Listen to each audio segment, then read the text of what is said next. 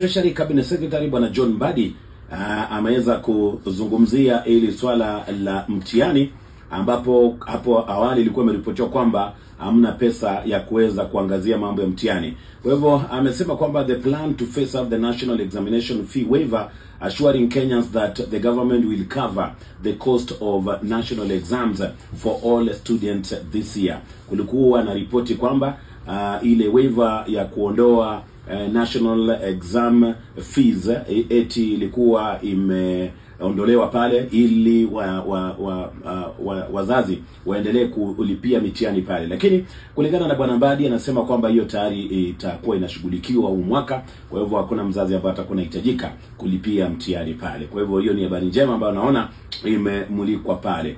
Alafu habari nyingine ambayo pia naona imeangaziwa, nasema 10 police officers have been arrested in connection with the fatal shooting of civilian in London Estate, Nakuru. Yani kulikuwa na mauaji mengine ambayo ilitokea maeneo ya Nakuru. Kwa hivyo wanasema kuna polisi kumbe ambao tayari wamekamatwa pale. Wanasema the incident which followed the confrontation between officers and residents has sparked public outrage, prompted an investigation by the Independent Police Oversight Authority.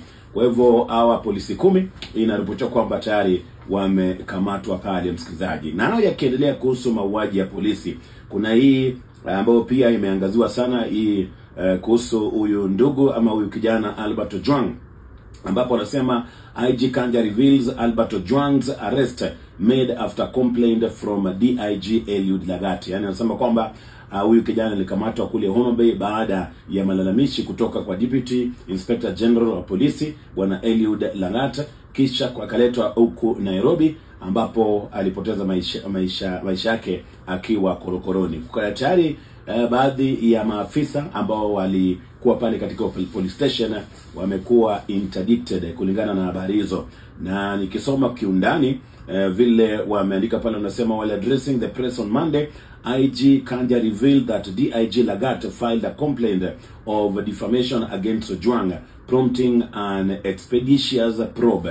Kila ambacho hatukujua ni kwamba ilipelekea kuuawa kwa huyo kijana pale. Kwa hivyo hiyo pia ni taarifa ambayo imemulikwa pale. Na huku bado tukimulika polisi, kuna habari nyingine pia mnaona ina trend pale kuhusu police officer and 2 civilians were arrested on Saturday night after being found vandalizing power cables near Nairobi's Nyayo Stadium.